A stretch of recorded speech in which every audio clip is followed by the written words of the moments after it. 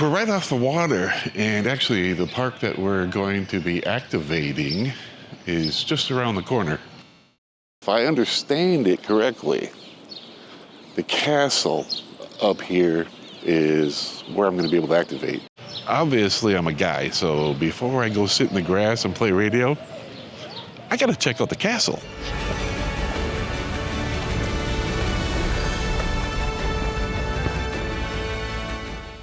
So the San Juan National Historic Site is actually the location that we're going to activate today. Directly behind me, within that area, is El Morro. It is one of two castles surrounding Old San Juan. Puerto Rico, where it's located, is kind of like the easternmost part of the, I believe it's called the Caribbean archipelago. And being the easternmost, it is sizable, had fresh water sources and food sources. So Europeans coming into this area, this was a perfect location. That's one of the reasons that the Spanish actually decided to fortify it. There are two fortifications surrounding Old San Juan. This one behind me, El Morro, was to prevent anybody coming in from the sea, and the one that we'll be visiting later was to prevent people coming in on the ground. I do parks on the air, and I travel a lot. So for me, this is more about the journeys than just the radio. Part of what I'd like to be able to show is that radio is not the end-all be-all of the destination. It's just a small part of what's involved in the entire trip. For me personally, when I get to a new location, one of the things that I prefer to actually do is to experience the history. All along Old San Juan, there are fortifications like this. There's basically a wall that goes around the entire city, and at intervals, there are actual defensive locations. So if you look at this as I come through, you can see this goes through here until we actually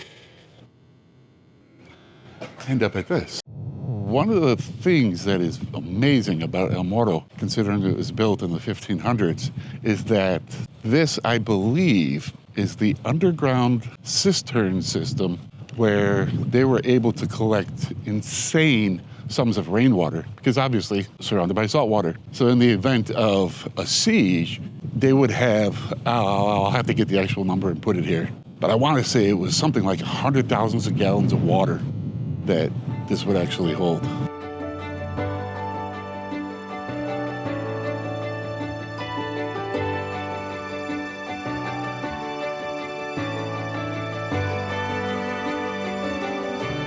Another really neat feature here is the dry moat.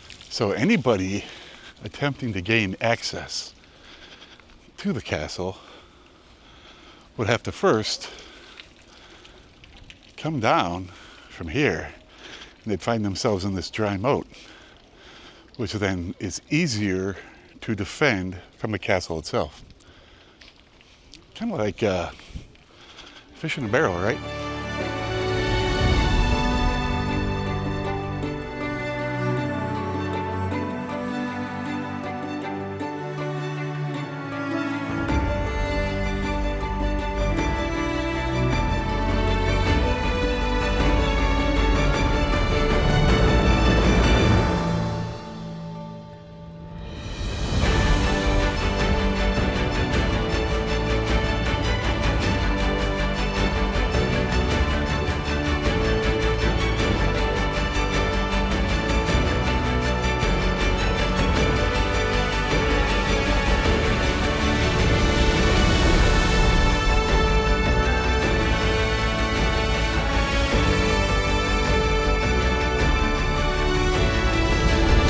And then even below us, another level.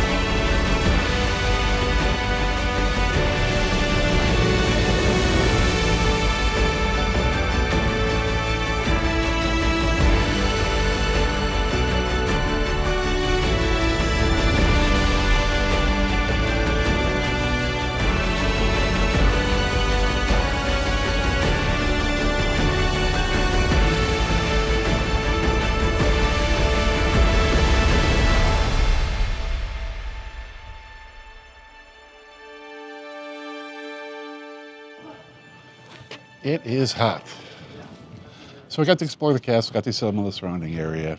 From here, I think I need something to drink. We're gonna go to old San Juan, get some food, get something to drink, catch my camera as it tries to fall over.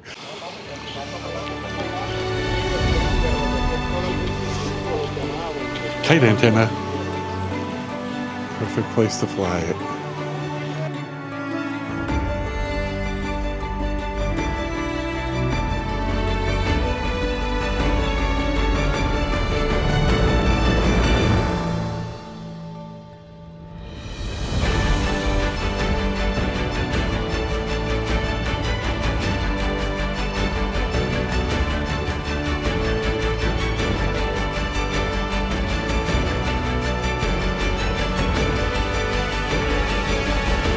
Interesting thing that I've learned is they are very particular about the restoration of architecture in Old San Juan. They want everything to be kept as original as possible. The building behind me, let's put the building behind me, is actually an example of when that didn't happen. There are promises made during the restoration that the architectural style would be kept as it was before restoration, and the developer didn't do so. Because if you look at the building this way behind me, you can see things are a little more authentic looking. The railings are all external. That was what they wanted to keep. The new developer decided they didn't want to follow that tradition.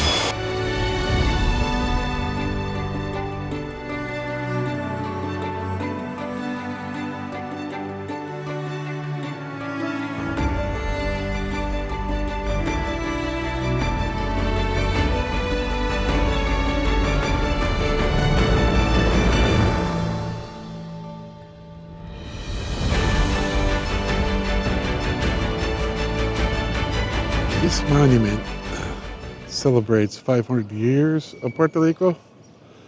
I cannot remember exactly what it's made up of. I'll have to go back and find out, and I'll make sure to drop a note on this portion of the video. But yeah, if you can see the rough structure of it, yeah, there are parts that have a lot of historic significance for Puerto Rico that are put into it. I went back and got my radio, got my antenna, and lunch, and headed back out here to do an activation. Now, if you can see the palm trees, it's pretty windy.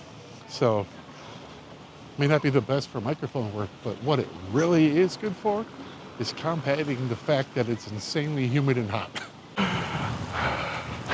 This is why I never take this stuff too seriously, right?